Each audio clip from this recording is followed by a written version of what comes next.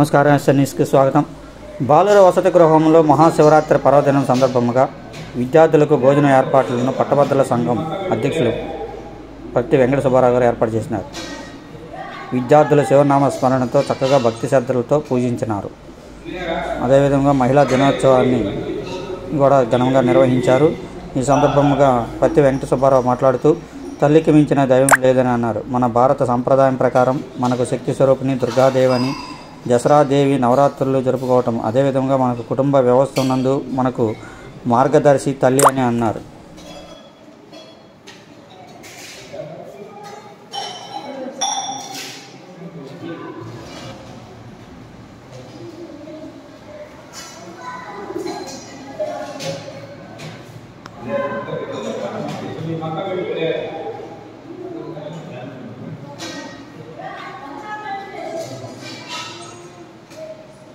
Yeah.